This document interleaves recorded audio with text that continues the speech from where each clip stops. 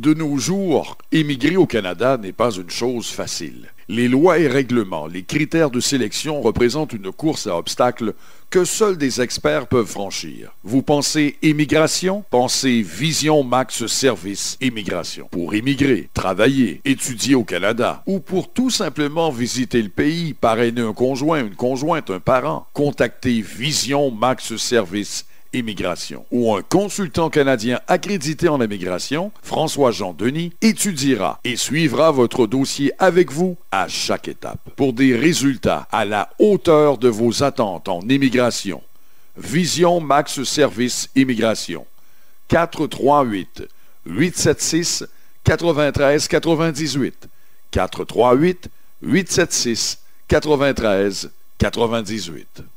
Tout savoir sur l'immigration, dites-vous? Ok. Cette émission de Vision Max Service présentée par Jean-Denis, consultant en immigration, j'imagine aisément que vous avez un parent ou un ami qui projette d'immigrer au Canada ou qui entend tout simplement obtenir un visa de visiteur ou d'étudiant ici. Bon, c'est votre propre statut que vous voulez clarifier. Peu importe, vous avez choisi la bonne émission. Tout savoir sur l'immigration est présenté sur nos ondes le samedi entre 18 et 19 heures. Dites-le à tous, mais surtout, ne la manquez pas. Ne la manquez pas. Ne la manquez pas.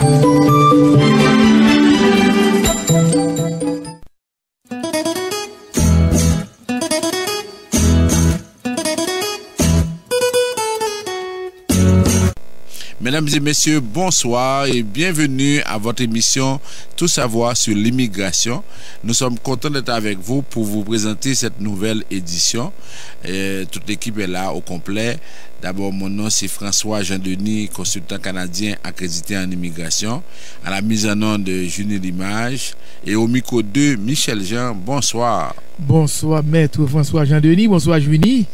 Bonsoir à vous tous et à vous toutes. Alors, comme vous entendez, maître Jean-Denis, oui, l'équipe au grand complet, nous sommes là pour vous présenter votre seule émission Immigration au pays. Alors, vous cherchez des réponses pour toutes vos questions concernant l'immigration. C'est le moment de ne pas vous faire déranger et rester calme, écoutez-nous avec beaucoup d'attention. Alors, vous savez, aujourd'hui, nous sommes le samedi 23 juin. Alors, la veille de la Saint-Jean-Baptiste, la fête nationale des Québécois et des Québécoises, est-ce que je peux vraiment passer cette journée sans souhaiter bonne Saint-Jean-Baptiste à tous et à toutes, alors même pour ceux et celles qui ne sont pas des Québécois de souche. Alors, nous vivons quand même au Québec. Alors, bonne fête à tous et à toutes. Bon, alors, comme je disais tantôt, et si vous cherchez des réponses pour toutes vos questions, maintenant, c'est le moment de ne pas vous faire déranger. Vous savez, maître Jean-Denis apporte toujours pour vous des nouvelles fraîches concernant l'immigration. Alors, ne bougez surtout pas l'aiguille de votre récepteur. Alors, on salue tous ceux qui nous écoutent, notamment ici dans la province du Québec, et on souhaite effectivement bonne Saint-Jean à tous les auditeurs, toutes les auditrices. À ceux qui sont dans les autres provinces canadiennes, on espère que vous allez bien. Nous allons aux États-Unis où nous voulons saluer ceux qui sont à l'écoute, notamment ceux qui nous écoutent via Radio Continentale. Cette semaine a été effectivement très chargée pour les États-Unis. On a pu voir jusqu'où Donald Trump pourrait arriver et grâce à l'opinion publique, on a pu faire reculer Donald Trump sur la question de la séparation des enfants avec leurs parents. Et j'ai beaucoup de nouvelles à apporter pour vous à ce sujet-là. Et en même temps, on a nos amis qui nous écoutent en Amérique du Sud, en Amérique latine, les gens qui sont au Chili, au Brésil, en République dominicaine, tous ceux qui sont en Haïti, département du Sud, Radio Macaya, département de l'Ouest, Radio Solidarité, département du Sud-Est, Radio Télé-Express. On salue tous ceux qui prennent le temps de nous écouter. On sait que même si on est en été, parce que depuis jeudi, c'était l'été, c'est encore l'été, jusqu'au 21 septembre 2018. Alors, on continue à espérer que l'on va avoir un beau temps, on va pouvoir se reposer parce que ça fait déjà plus que 6 mois qu'on travaille depuis cette année-là et on veut au moins profiter, prendre un peu de temps pour se reposer. Ce soir à l'émission, comme je commençais à vous dire, on a beaucoup de choses à dire, beaucoup de choses à partager avec vous. On aura quelques nouvelles en vrac et par la suite, on va se consacrer au dossier des réfugiés, au dossier des personnes, des enfants aux États-Unis qui sont par exemple concernés par la séparation avec leurs parents. Cette semaine également, c'était la journée mondiale des réfugiés. Il y a beaucoup de réactions.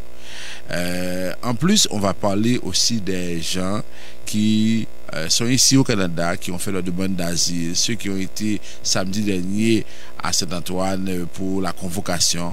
Et on a des nouvelles à partager avec vous parce que c'est triste ce qui se passe et on veut vraiment vous conscientiser là-dessus parce que sinon vous allez avoir des problèmes d'ici quelques mois parce que l'agence de services frontaliers a, comme on dit, a montré ses muscles. Maintenant elle est en mode combat, elle est en train de faire des convocations et pour renvoyer le plus de gens possible.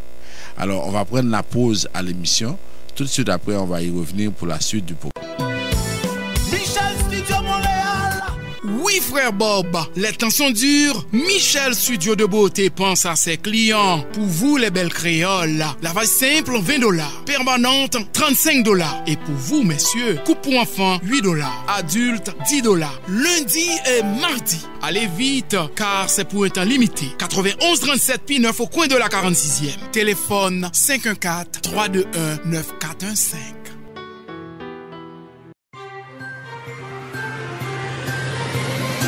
Pour rester connecté avec l'actualité chrétienne de Montréal et du monde, une seule adresse, www.radioéclat.com. L'actualité évangélique et chrétienne rapportée par des professionnels en photo, vidéo, audio et texte. Tout ce qu'il faut savoir sur les chrétiens, style de vie, littérature, cinéma, concerts, histoire, les événements d'ici et d'ailleurs, sur une seule plateforme, www.radioéclat.com. Radio Éclat, l'actualité chrétienne sans détour ni contour. Radio Éclat, pour éclairer le monde.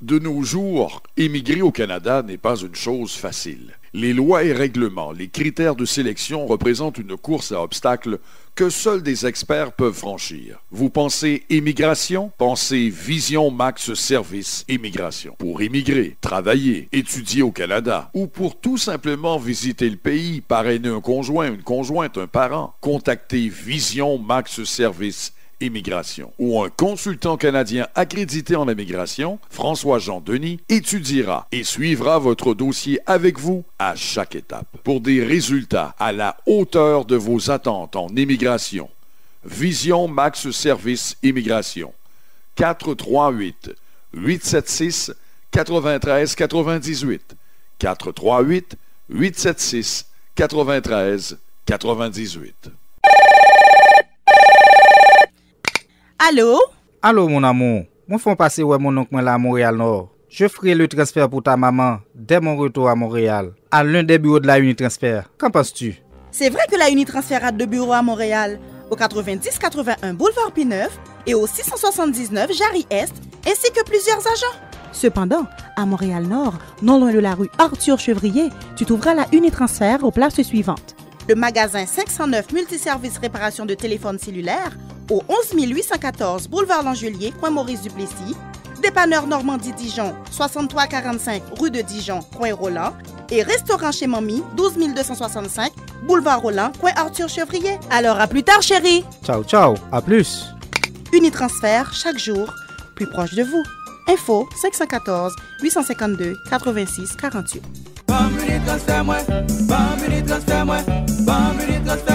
C'est wap, wap, wap.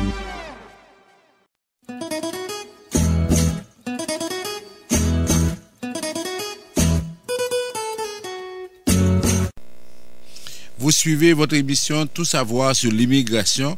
On vous rappelle les numéros de téléphone pour nous rejoindre. Le 438-876-9398. Ici encore 438-382-9398. En Haïti, nous avons 2 numéros. Le 48-20-78-18.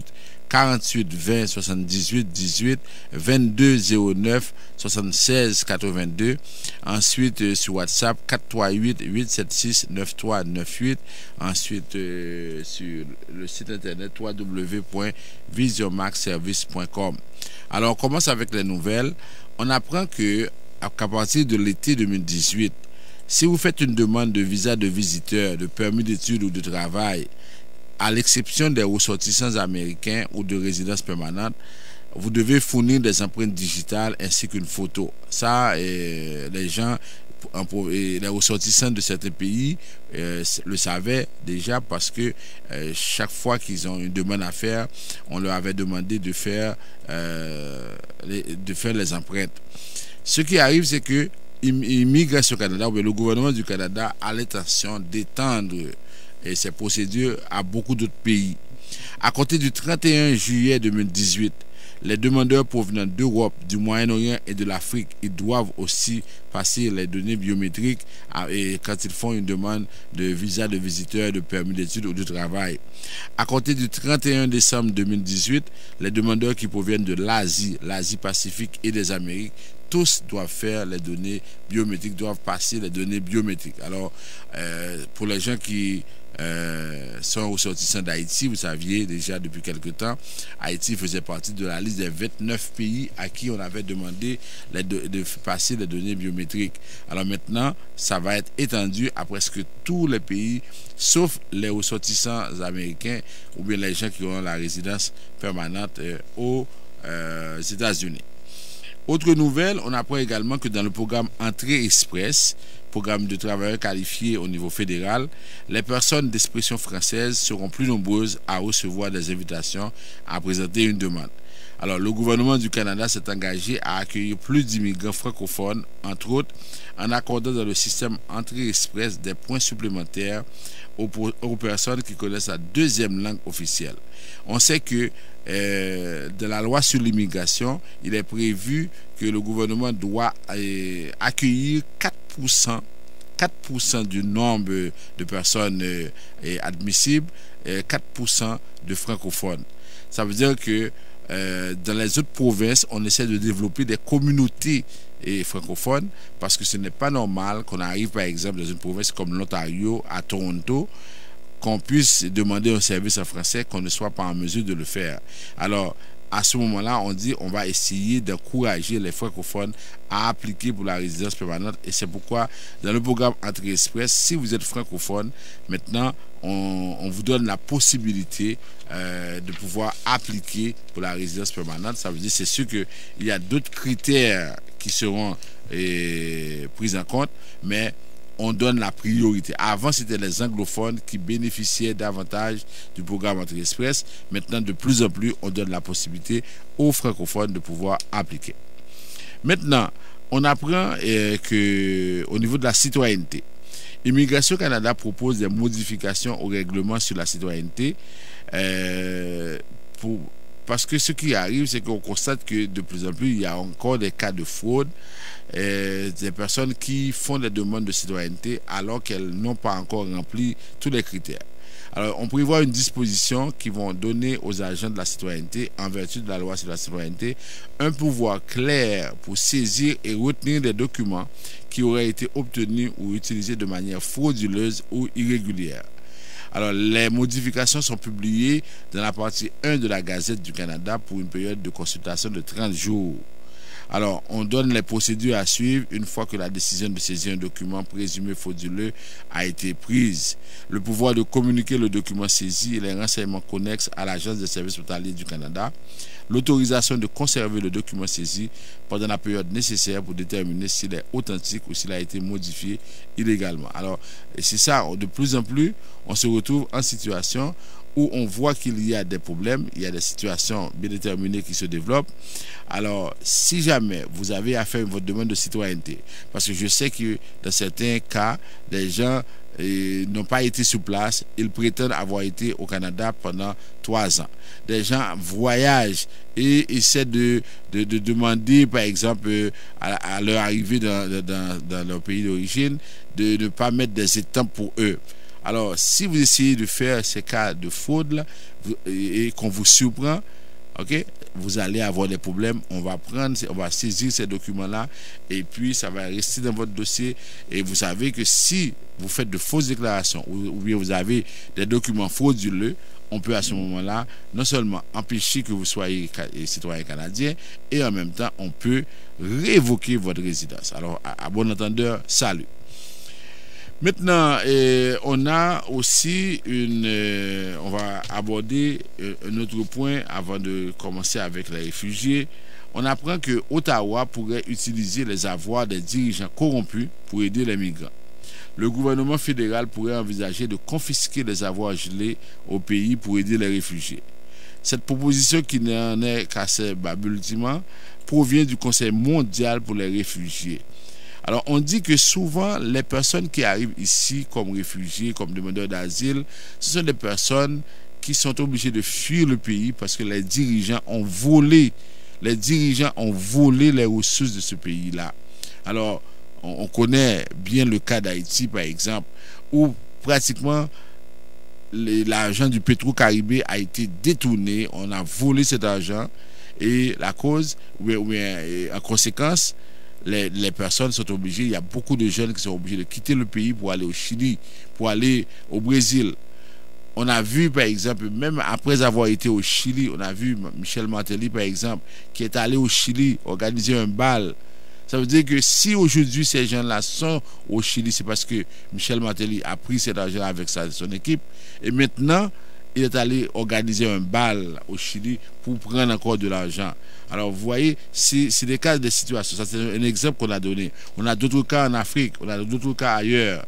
Alors, on dit que Ottawa, ce qu'il va faire maintenant, il va utiliser les avoirs des dirigeants corrompus pour aider les migrants. Si la personne a des comptes au Canada, alors l'organisme Conseil mondial pour les réfugiés a demandé au gouvernement, a écrit au ministre de la Justice pour déposer un projet de loi établissant un processus judiciaire relativement à des requêtes visant à saisir et à réattribuer des fonds pour aider les migrants. Alors, parce que souvent, ces avoirs sont transférés au Canada par des dirigeants corrompus ou par leurs associés. Alors ça, ce serait une très bonne chose. Parce que si ces gens-là quittent leur pays et sont en détresse, on a beaucoup de nos compatriotes qui sont ici et qui, on va voir ça bientôt, qui sont obligés maintenant, qui ne savent à quel sens se vouer parce que on a convoqué certains d'entre eux et si leur dossier, si leur demande n'est pas acceptée, ils devront quitter un jour. Alors, qu'est-ce qu'ils vont faire dans les circonstances? Alors, l'organisme Conseil mondial demande à ce moment-là de pouvoir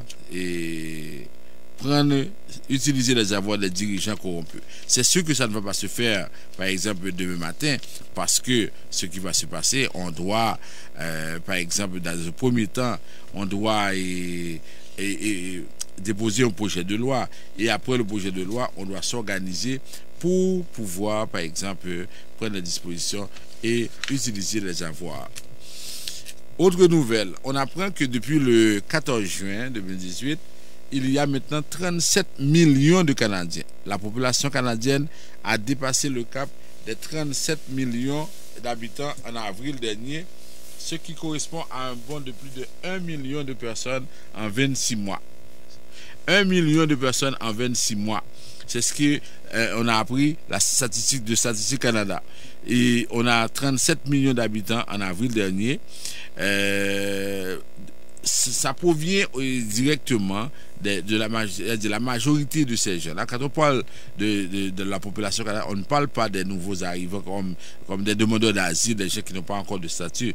On parle des gens qui sont résidents permanents, des gens qui viennent. Alors on dit que la majorité des nouveaux Canadiens viennent de l'immigration.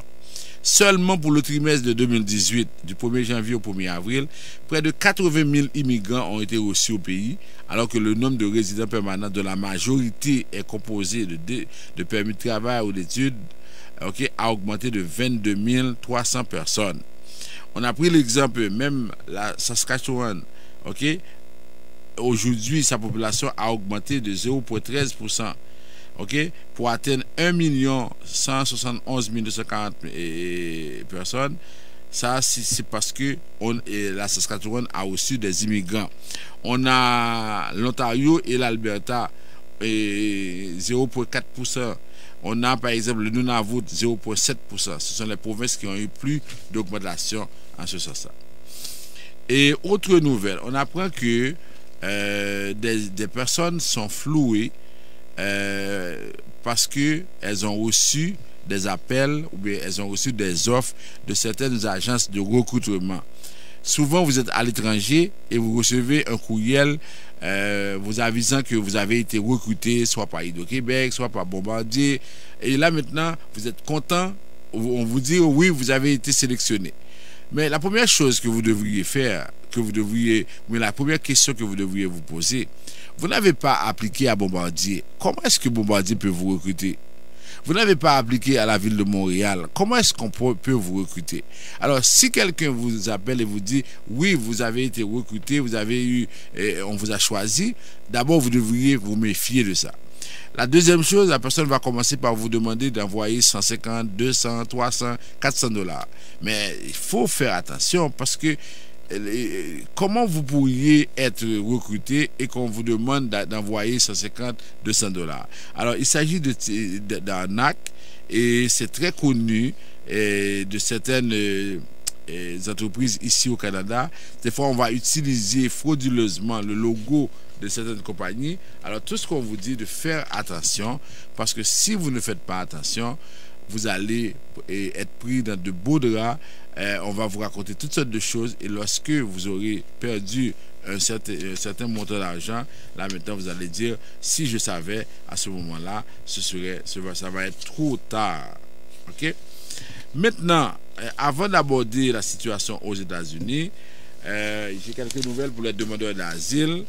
On sait que mercredi dernier, c'était la journée mondiale des réfugiés.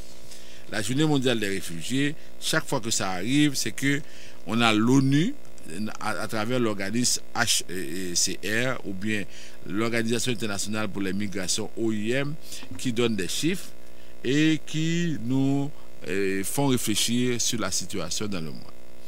On dit que les réfugiés, voici quelques chiffres pour comprendre ce qui se passe. Okay? Selon le rapport annuel de l'Agence des Nations Unies pour les réfugiés, les guerres, les violences et la persécution ont propulsé les déplacements forcés dans le monde vers un nouveau record, avec 68,5 millions de personnes déracinées en 2017. Il y a 68,5 millions de personnes déracinées en 2017.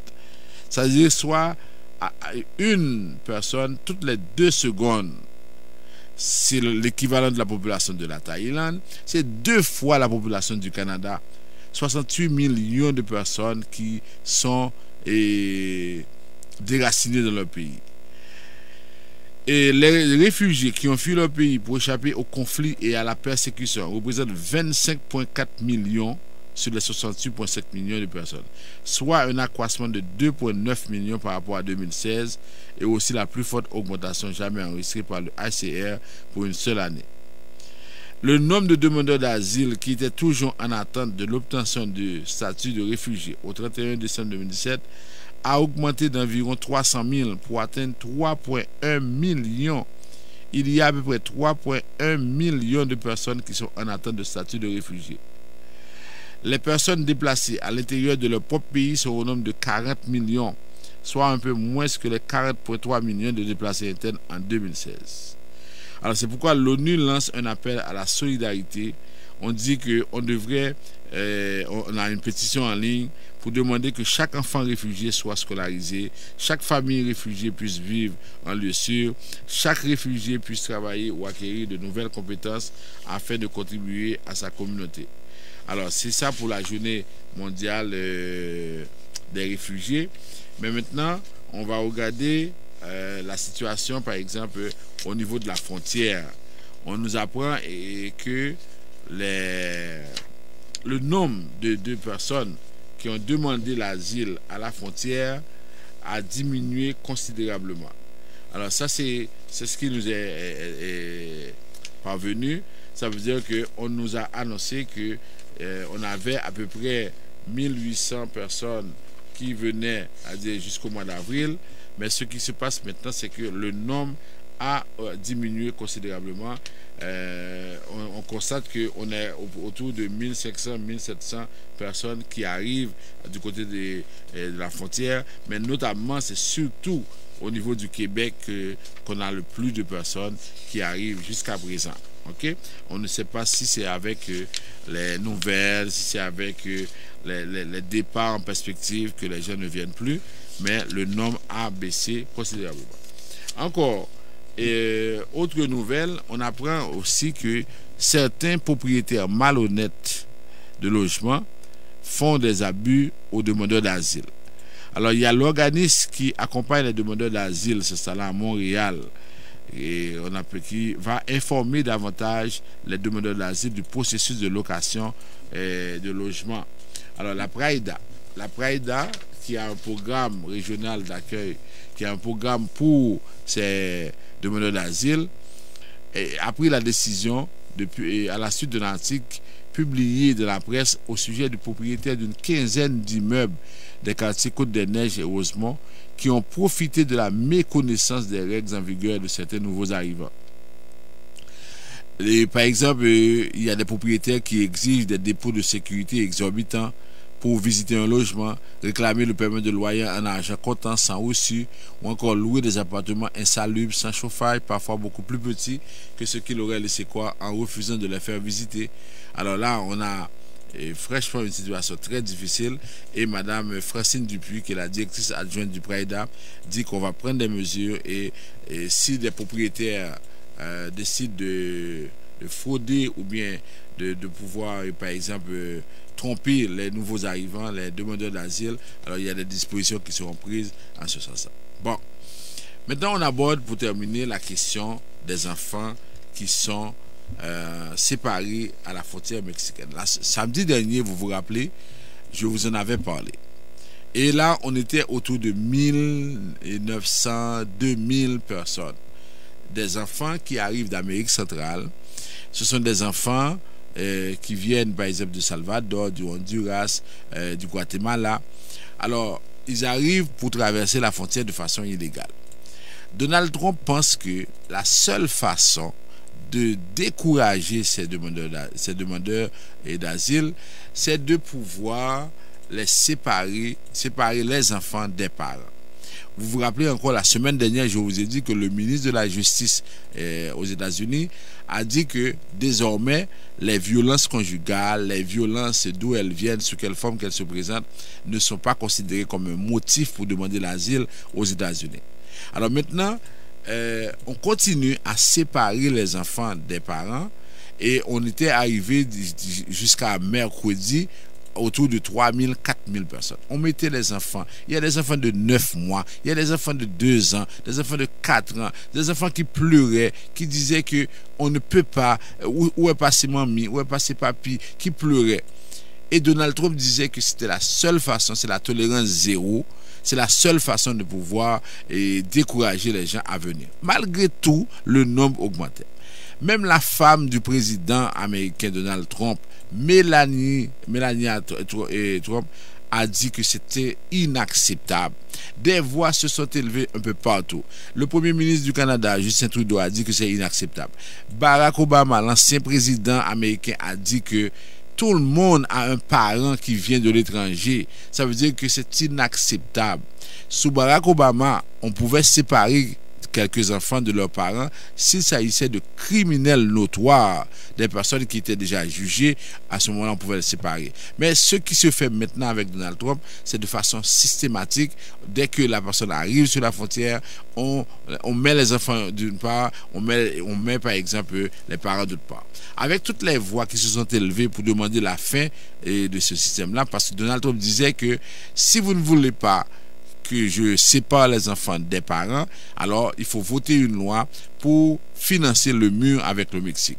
Comme les démocrates ne veulent pas, comme des voix s'élèvent et disent que non, on n'est pas dans un monde où on va créer des murs.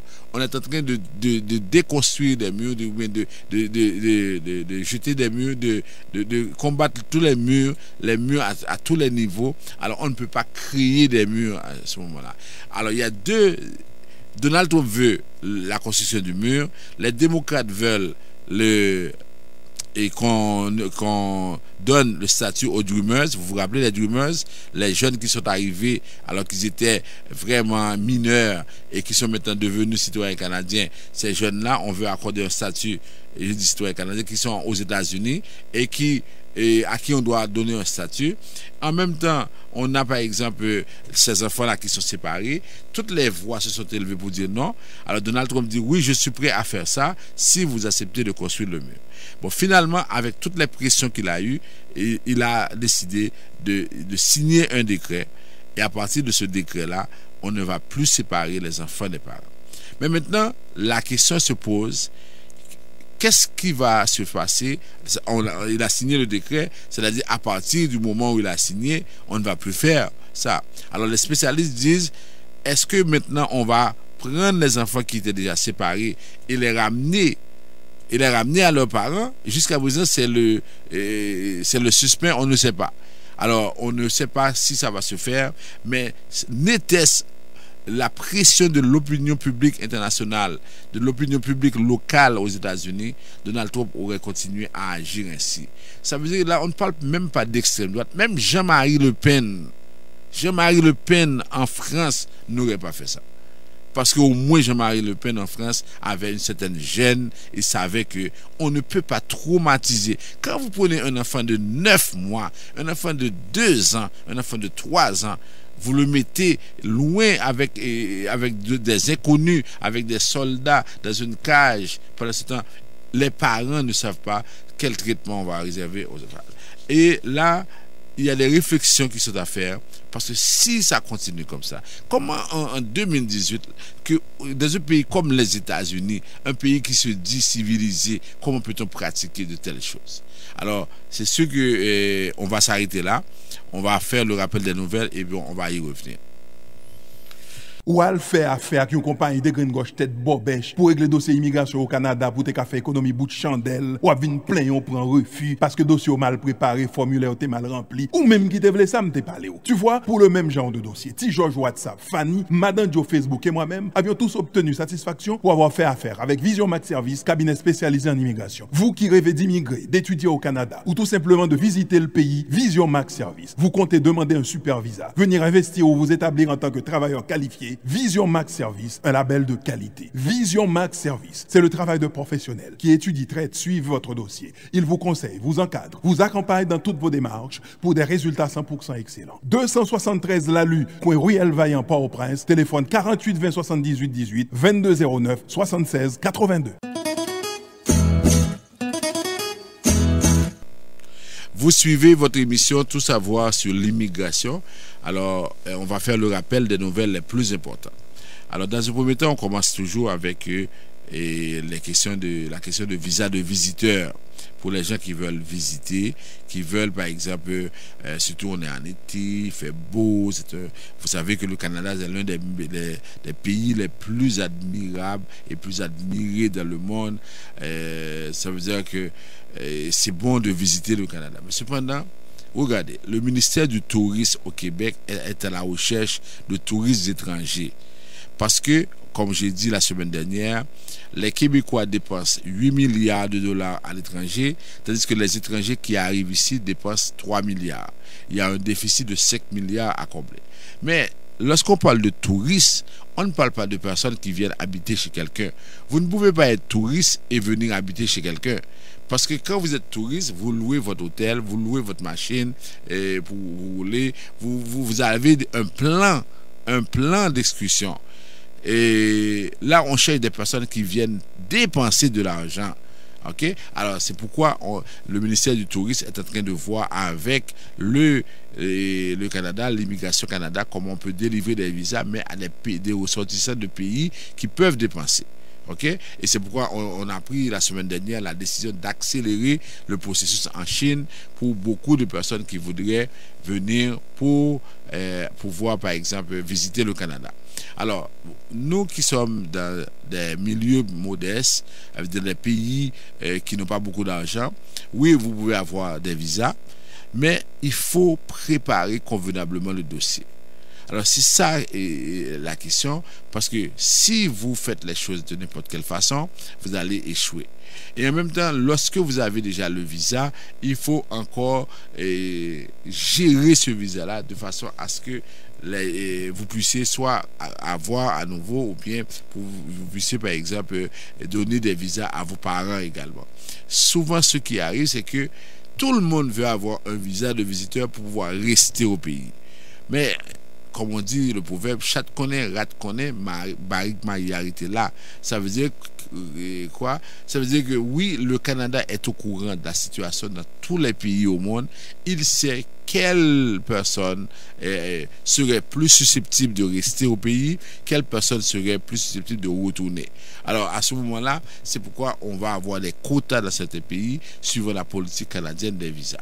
Alors Vision Max est là et peut vous aider à avoir par exemple la possibilité d'obtenir un visa dans la mesure où vous faites affaire avec nous, dans la mesure où vous écoutez les conseils qu'on vous donne.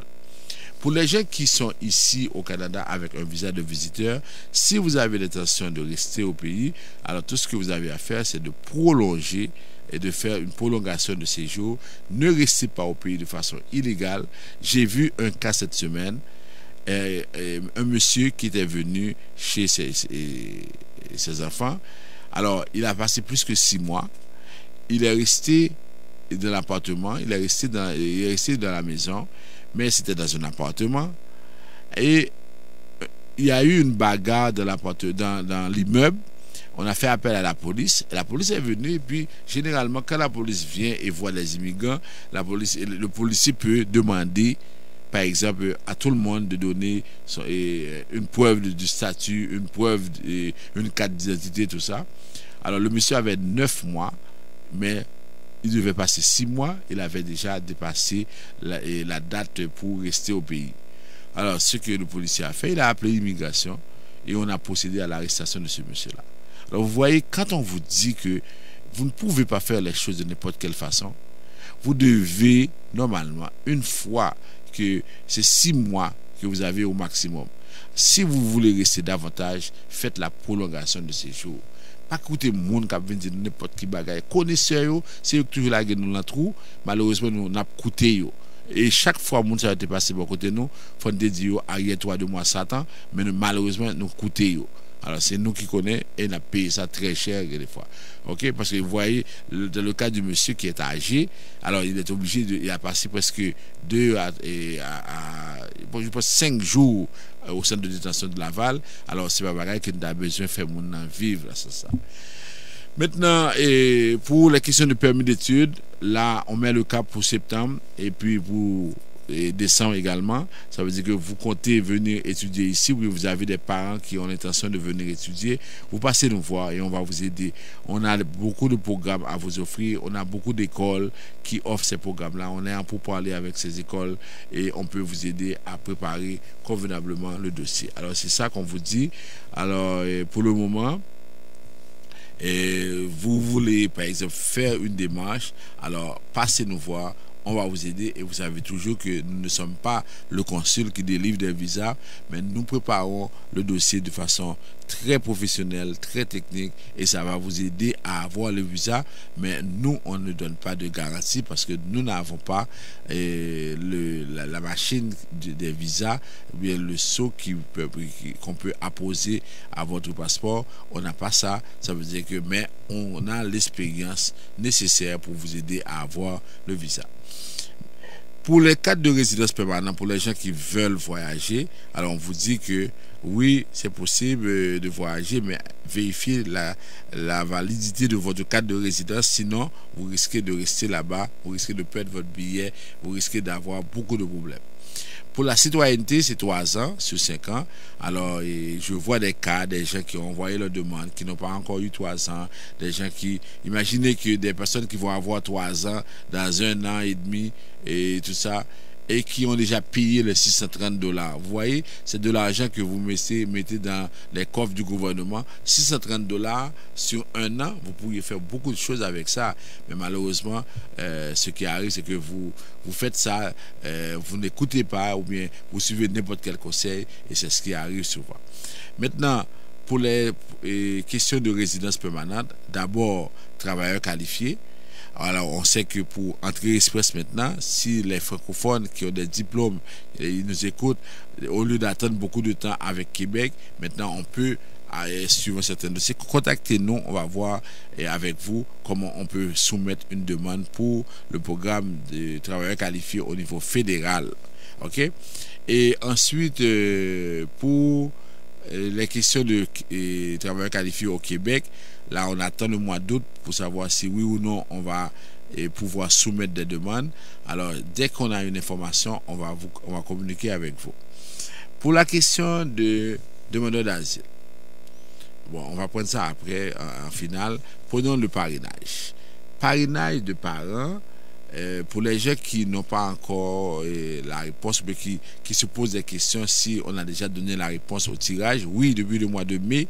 Si vous n'avez pas encore la réponse, vous pouvez aller sur le site avec le numéro que vous avez sur votre reçu. Vous allez pouvoir maintenant savoir si oui ou non vous étiez qualifié. Mais dès que vous n'avez pas reçu, si vous n'avez pas reçu de l'aide, c'est que vous n'avez pas été qualifié. Il faut continuer à jouer à cette loterie-là l'année prochaine, au mois de janvier 2019. Et ensuite, maintenant, pour le parrainage de conjoints. Alors, je vois de plus en plus des gens qui nous appellent après avoir passé l'entrevue et qui nous disent que oui, on a été à l'entrevue, mais on n'a pas pu passer l'entrevue parce que il y a beaucoup de choses qu'on n'avait pas comprises. Moi, je vous dis ceci. Si vous allez à l'entrevue, vous n'avez pas une copie du dossier, vous êtes dans l'erreur. Ensuite, si vous allez à l'entrevue, vous n'essayez pas d'avoir les informations, toutes les informations de votre conjoint ou de votre conjointe, vous êtes dans l'erreur. Si vous allez à l'entrevue, vous pensez que c'est une blague, c'est une plaisanterie, dès que vous arrivez, vous savez comment parler. Si vous ne préparez pas l'entrevue, vous êtes dans l'erreur.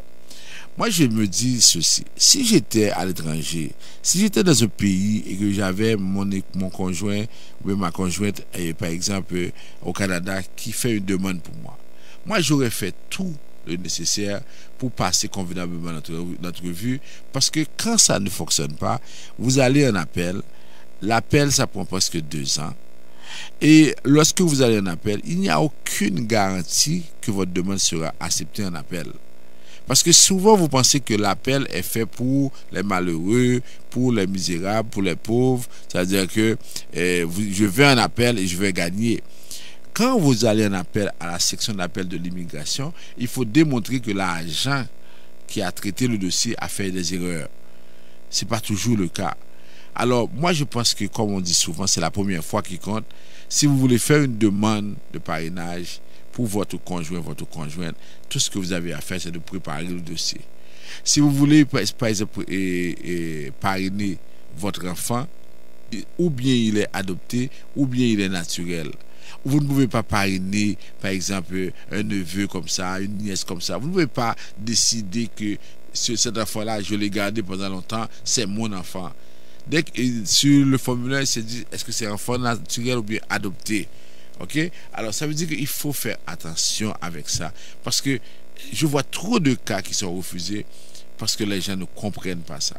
OK? C'est comme des cas qui sont refusés parce que la personne est la fiancée de l'autre. Si vous êtes fiancé à quelqu'un, vous ne pouvez pas la parrainer parce que la loi ne prévoit pas ça. Et regardez, même pour les cas de mariage, on a des doutes. Alors pour les cas de fiancé, c'est encore plus grave. Ça veut dire que quand vous êtes fiancé, ça ne veut absolument rien dire. Alors c'est pourquoi on vous dit d'écouter ce qu'on vous explique. Parce que si vous ne faites pas attention, vous allez d'erreur en erreur. Okay? Et après vous dites que vous n'avez pas de chance. Sinon, c'est parce que vous n'avez pas écouté. Maintenant, pour les questions d'asile. Okay? Pour les questions d'asile, on a d'abord la question pour les personnes qui arrivent ici et qui sont tombés en amour avec le Québec, avec le Canada. Alors je vous dis ceci, c'est que oui, c'est un beau pays. Oui, il fait beau de vivre ici.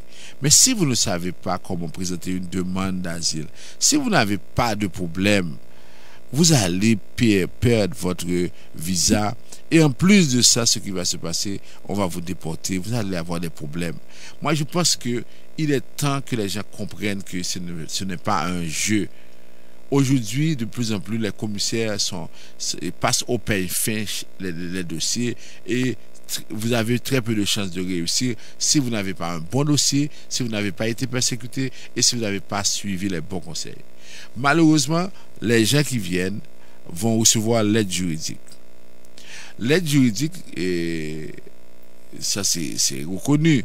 D'ailleurs, le président de l'association des avocats de l'aide juridique, M. Sébastien, il avait dit que on reconnaît que la plupart des gens n'ont pas réussi parce qu'on ne les a pas accompagnés. L'argent qu'on donne n'est pas suffisant. 98% des personnes qui sont à l'aide juridique échouent. Ça, c'est pas moi qui le dis. 98% des personnes qui ont choisi l'aide juridique échouent. Bon, si vous avez ce chiffre-là, si vous avez ces données-là, comment pouvez-vous continuer à garder, à avoir les services de l'aide juridique? On n'est pas en train de dire que les avocats de l'aide juridique ne sont pas compétents, mais tout simplement, ils disent que pour l'argent qu'on leur a donné, ils ne vont faire aucun effort pour vous aider. C'est ça qu'on dit. C'est pas que ils fort, ils sont très compétents. Mais ils disent pas de travail pour comme ça. Ça veut dire que depuis nous venir, ils prennent le dossier que nous dit que c'est nous qui tirons au monde en Haïti, nous venons de protection. Nous dit c'est nous qui tirons au monde, ils vont changer pour nous. Qu'est-ce que ça nous dit ils prennent. Alors c'est ça qui est problème là. Si nous te connaissons, nous te qu'à faire affaire nous pourquoi nous? Mais si nous prenons aide, c'est parce que nous besoin monde encourager nous ou bien accompagner nous. Mais si moun nan li gade li ouais que ou marcher dans l'arrière, ou va tomber dans un trou, li pas dire rien, l'on fin tomber dans le trou, il faut allô, ou en forme pendant le trou, il dit ça. Mais c'est pas ça qu'on besoin. On besoin d'un monde qui a surveillé pour le trou qui est dans la rue. Lorsqu'on va tomber dans le trou, il camper, il dit stop, il dit pas aller là parce qu'on va tomber dans le trou. Et l'offre les kounya là ou contourner et ou aller. C'est ça la question et nous dit nous ça. Et c'est vraiment regrettant pour un paquet de monde kounya qui peur cap vinn côté nous qui dit mes amis, yo pas passer dossier yo kounya là, gen qui un appel qui pas passer et puis gen qui un appel qui vraiment tellement de dégâts qui fait, tellement de paroles qui t'ont dit qui pas doit dire kounya monde n'a peur. Kounya question t'a même poser nous. Et là on pense à tout le monde qui va quoi aller dans audience. D'ailleurs, me poser une question ça. Nous regardons ça qui a passé kounya là. Comment avec l'école ça qu'on fait là, le gouvernement mettait les bouchées doubles, il peut convoquer un pile monde et après ça il peut le bailler possibilité il va le bailler un mois maximum pour voir aller.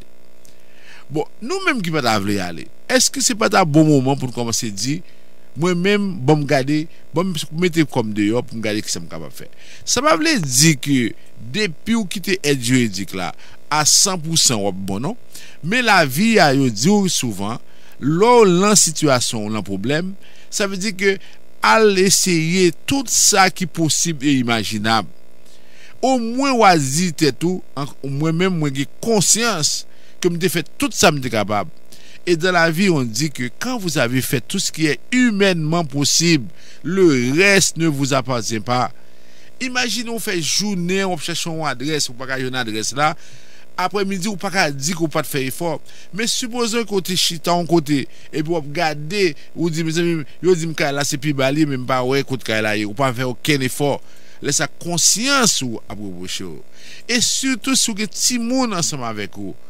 Et que pour garder pour que ti moun ça cap retourner dans la situation côté matissant moun pour ka passer côté y a tiré y a c'est là pour garder et dans ça on retourner faut ta poser tête aux questions pour dire ça. Ça veut dire bon mettre pied dehors pour me garder pour me battre toute chance possible. Avant mal dans audience là bon mal rencontrer un monde qui capable aider pour dire mes amis quand on aller dans direction pour aller là il pas clair parce que toute sorte écrit ou te remettre aide juridique là il veut tout aller pour même gens. Ça veut dire que ou pas même connaît qui problème qui est là-dedans et le tribunal là c'est contradiction, c'est incohérence, c'est tout ça à retirer. Alors au lieu qu'on la vie ou l'homme ça veut dire que l'argent pas de jamais problème et l'argent pas jamais problème. Ça veut dire que kounya l'on fin pas bon, nous prêts pour nous bailler 5 000, 10 000, 15 000 nous prêts pour nous vendre tête nous pour nous être capable faire nous passer. Mais pour qui ça avant ça, nous pas prendre ça au sérieux, nous dit tête nous, bon mal tendre, bon mal ouais par exemple on l'autre monde, bon mal garder ça y a dit parce que monde qui voit nous dans la juridique là tout, faut ta poser tête nos questions c'est pas méchant ensemble avec nous tout. parce que mon intérêt nous a dit oui, aide juridique là, lui-même, il ne peut pas faire rien pour vous. Bon, ok, mais il y a des bureaux qui sont capables d'aider, et le bureau, ça a attendez au moins. Après, on a fait choix, nous. Je dis nous encore, nous-mêmes avec Vision Max, jusqu'à présent, sur chaque 10 canaux avec l'audience, nous avons 8 qui passent. Ok? Parce que nous travaillons avec Mounan, et puis Mounan qui arrive à passer, toute question pour le poser, nous déjà préparé avec lui. Ok? Mais, nous avons des gens qui ne peuvent pas passer tout. Alors, ça, nous dit nous, c'est que nous-mêmes, lorsque vous venez ensemble avec nous, ou ne doit pas passer, mais au moins, vous connaissez que tout ça pour nous faire, nous faire ensemble avec vous. Ok? Et avec ça, au moins, vous battez toute chance possible. Et même là, vous prenez un appel, le dossier n'a pas tombé trop mal, parce qu'il y a des gens qui ont refusé l'aide juridique, ils n'ont pas qu'à un appel. Parce que ça, c'est tellement grave, tellement pas grave. Alors, pour terminer, nous avons des gens qui disent, qui racontent que pour aller pour faire humanitaire, si vous avez 12 mois de travail pour faire humanitaire, ou faire humanitaire, si vous avez 12 mois de vivre dans le pays, tout ça c'est bobine. Je dis non, ou faire humanitaire, ou faire humanitaire 12 mois après dernière décision, commission immigration envoyée par vous. Si vous avez fait une demande d'asile, vous refusez. Si vous parlez pour parler en appel, al garder l'avis de décision, date que avis de décision c'est 12 mois après date ça. Mais si vous allez en appel, depuis vous allez en appel et que décision appel là, al garder décision appel là, date décision appel là, c'est 12 mois après date ça. Ou pas qu'à utiliser date décision refus encore parce que vous êtes allé en appel. C'est dernière décision que yo voye ba wa connaisseur yo moun ça ka raconter nous parole ça ka dire nous tout ça yo pas occuper yo parce que moi en pile moun qui courir à faire humanitaire il a payé $550 et puis moun ça yo c'est dans 1 an yo ka faire appel avec ça qui passe yo et yo vient trouver dans situation yo pas capable faire ça. Alors nous va prendre propose là parce que nous parler en pile et yo dit nous ça Jennifer fait alors on a proposé après ça on a Michel ensemble avec nous pour nous capable avancer pour nous conclure. De nos jours, émigrer au Canada n'est pas une chose facile. Les lois et règlements, les critères de sélection représentent une course à obstacles que seuls des experts peuvent franchir. Vous pensez immigration? Pensez Vision Max Service Immigration. Pour immigrer, travailler, étudier au Canada ou pour tout simplement visiter le pays, parrainer un conjoint, une conjointe, un parent, contactez Vision Max Service Immigration ou un consultant canadien accrédité en immigration, François-Jean Denis, étudiera et suivra votre dossier avec vous à chaque étape pour des résultats à la hauteur de vos attentes en immigration. Vision Max Service Immigration 438-876-9398 438-876-9398. Pour rester connecté avec l'actualité chrétienne de Montréal et du monde, une seule adresse, www.radioéclat.com. L'actualité évangélique et chrétienne rapportée par des professionnels en photo, vidéo, audio et texte. Tout ce qu'il faut savoir sur les chrétiens, style de vie, littérature, cinéma, concerts, histoire, les événements d'ici et d'ailleurs, sur une seule plateforme, www.radioéclat.com. Radio Éclat, l'actualité chrétienne sans détour ni contour. Radio Éclat, pour éclairer le monde.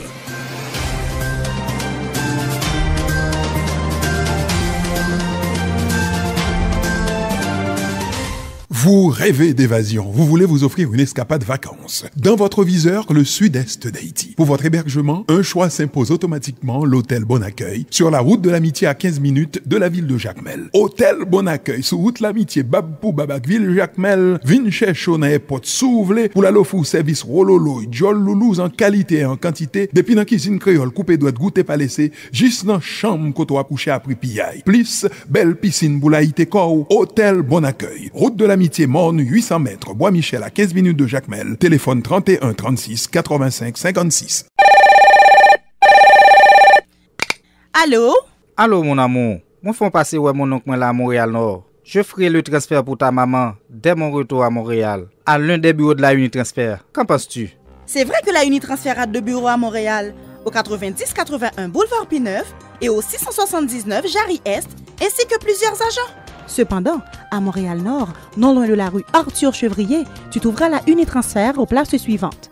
Le magasin 509 multiservices réparation de téléphones cellulaires au 11 814 boulevard Langelier, coin Maurice Duplessis, dépanneur Normandie-Dijon, 6345 rue de Dijon, coin Roland, et restaurant chez Mamie, 12 265 boulevard Roland, coin Arthur-Chevrier. Alors à plus tard, chérie. Ciao, ciao, à plus.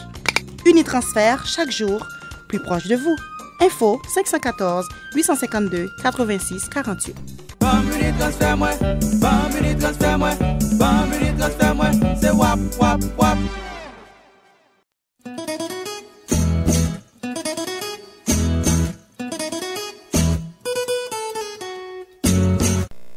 Vous suivez votre émission Tout savoir sur l'immigration. Alors on va directement avec Michel qui est arrivé parce que là il ne nous reste pas beaucoup de temps.